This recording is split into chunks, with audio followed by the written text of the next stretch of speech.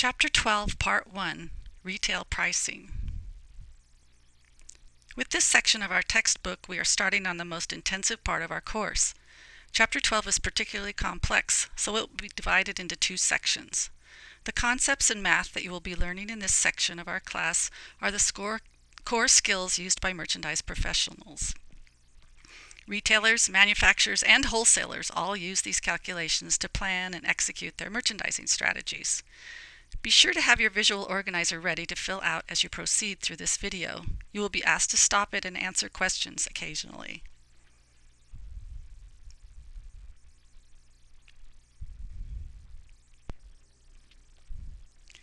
When you are done with this video, you will be able to define the value equation and express it as a formula, distinguish between cost accounting and retail accounting, define and compute initial markup, define and compute cumulative markup, describe the effect of markdowns on profitability, define the various types of markdowns, classify the causes of markdowns, define other types of price changes, describe the elements of an initial markup, and set a retail price using an initial markup plan.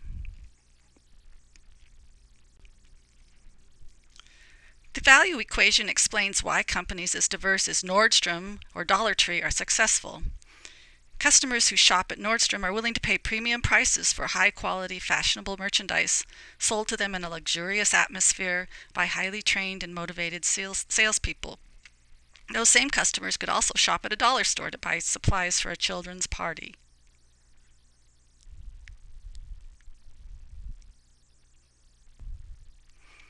Here's what the value equation looks like when written with words for the two previous examples. Think of two different stores that you shop in regularly that are quite different.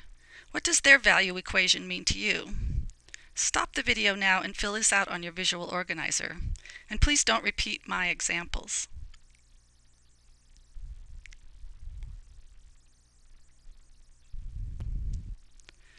Markup, or mark-on, is the first concept we will learn about. Mark-on is just another way that you'll hear people talk about markup. These terms are used interchangeably, much like the terms inventory and stock. All the channel members, manufacturers, wholesalers, and retailers must create markup. Markup is the margin between product costs and selling prices. It's how channel members are able to pay for the expenses incurred in their operations. And just as a reminder, as I discussed in class, I will not be adding the times 100 to the percentage formulas in the book because I know you know what a percentage ratio really is in mathematical terms. This is another way to state the markup formula.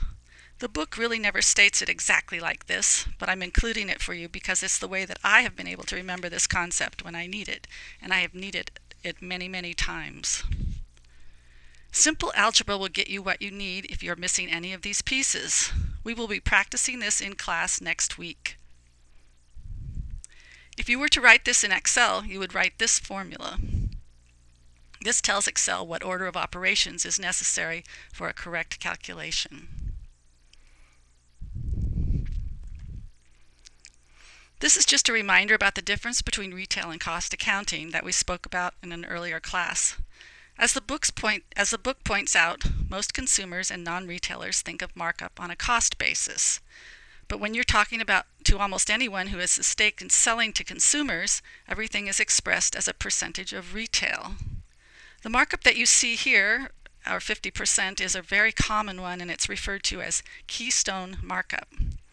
Many small retailers work on this basis, and many wholesalers who sell to these small retailers often pre-price merchandise using this markup method.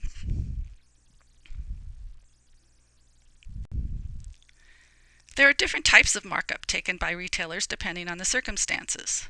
Initial markup is what's taken at the time the merchandise is purchased. It's something planned by the retailer to meet objectives for financial performance. Sometimes it's necessary to reprice goods due to some sort of change in the cost. Often retailers will just absorb small cost increases on products. But if the cost goes up enough to threaten gross margin performance, the retail price will be raised. This would happen almost exclusively to staple or basic merchandise. Cumulative markup is the aggregated markup of different products. It is not the average of the costs and retails because it is weighted based on how much of any given style has been purchased. Stop the video now and complete the table on this slide, which is on your visual organizer.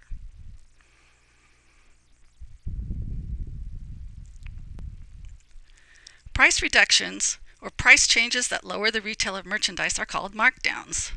All these terms are interchangeable, so you can say price reductions or price changes, and that means markdowns most of the time.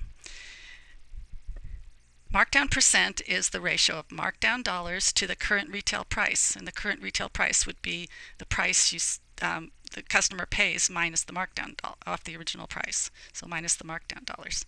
Markdown dollars are the original price times the markdown percent, and markdown retail price is the original retail price minus the markdown dollars. Here are some examples of how these formulas work. The first example is an item that retails for $30. At 20% off original retail, the new retail price is $24, a reduction in the markup of $6. This $6 is 25% of the reduced retail, so the markdown rate that we're going to talk about is 25%, not 20%. In the second example, the regular price the original price is $99.99. It's advertised for 25% off, so it sells to the consumer at $74.99 with markdown dollars, which takes it off the markup dollars, $24.99, and that $24.99 is 33.33% of $74.99. As a merchant, you'll be looking at the percent that this is to your actual retail sales. So when we talk about markdown percent, or sometimes called markdown rate, it's expressed as a percent of retail. And in this case, one is 25% and the other is 33.33%. And this can be a bit confusing at first. Stop the video now and complete this table on your visual organizer. We will practice this more in class 2.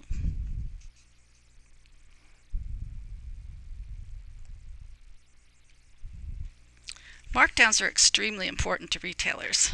There are many reasons why they occur and what purpose they might serve in the execution of a retail strategy.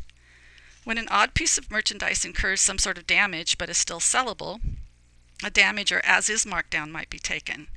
Or if it's damaged and not sellable, it can be marked down to 0 and discarded or salvaged. Many retailers give discounts to their employees. When I worked at Meyer & Frank, I received 35% off virtually everything I bought. It certainly made shopping almost irresistible, and when I left the company, I had a sizable credit card balance to pay off. Employee discounts are a type of markdown, but they are usually reported as a separate item on a gross margin report. Promotional or temporary markdowns are used to stimulate sales. The consumer believes that if they shop during a sale, they will save money off the regular price of the goods they buy. Good merchants offer real savings to their customers, but they balance that loss of margin with plans to sell enough merchandise at better gross margins and remain profitable.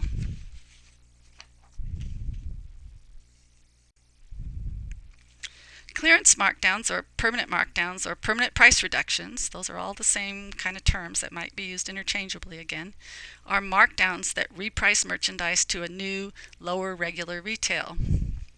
There are many reasons to take these markdowns. The goods might be part of a basic assortment that's discontinued and no longer part of that assortment.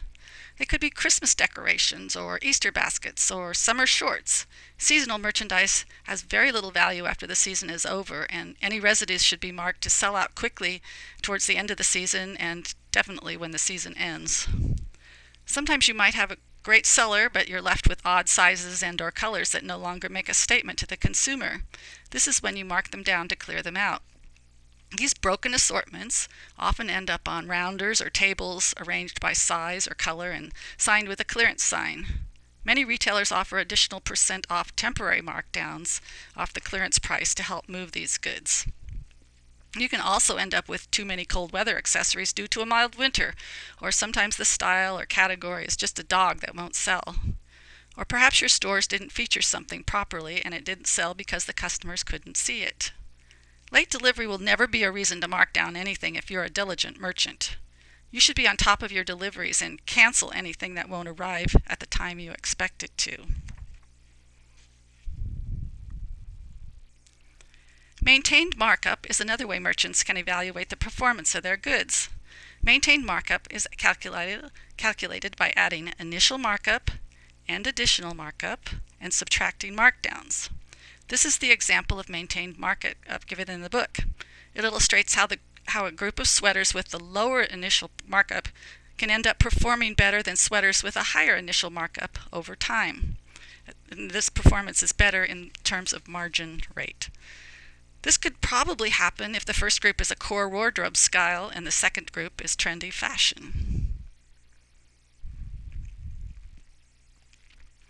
The concept of tactical price changes is briefly discussed in the textbook. It's something not used by all retailers and has more to do with accounting than merchandise management, so we're not going to work on understanding it. If anyone has an interest in learning about it, I'd be happy to provide an explanation during office hours. It's something that many people I worked with over the years never really understood, so I don't want to confuse you with it. Since markdowns reduce the amount of markup a merchant can realize, manage them carefully is a primary responsibility.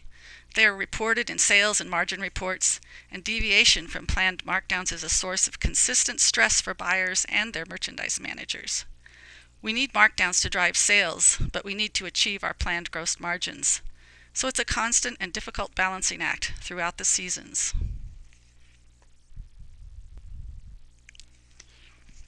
In order to establish initial markup, a merchant must consider these factors: transportation, planned expenses and profit planned after the expenses are paid, how many markdowns will be taken, and what direct expenses such as commissions might be incurred.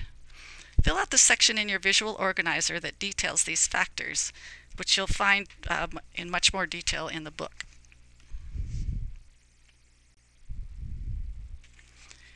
Because initial markup is the cornerstone of gross margin, one of a merchant's most important tasks is establishing an initial markup plan before pricing goods for sale.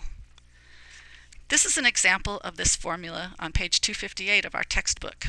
I have simplified the way it looks because I'm confident, again, that you all know what sort of a number a percent is and can manipulate it in a formula. So the formula is, for initial markup, is maintained markup. So this is a percent plus the markdown percent divided by net sales, which is always 100% plus markdowns. So in the example given in the book, the initial markup percent, or IMU, is 40% plus 20%, which is 60%, and 100% plus 20%, which is 120%. So 60% divided by 120%, 120%, which is 50%.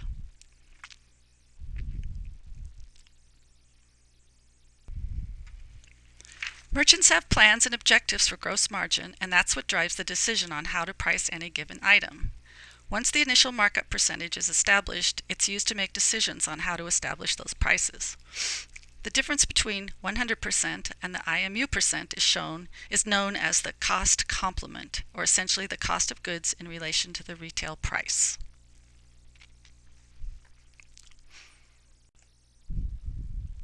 This table is a simplification of page 260 in our textbook, showing how IMU is used to set retail prices. The retail of $27.78 that comes out of this is not one most retailers would use. They'd probably round to $27.95 or $28 for the sake of consistency. Stop the video now and complete this table on your visual organizer. There's no need to adjust any resulting odd retail prices for this exercise.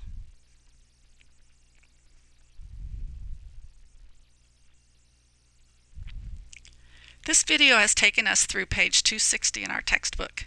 You should reread these objectives and make sure you're able to do each of them. Your visual organizer should be filled out at this point as well.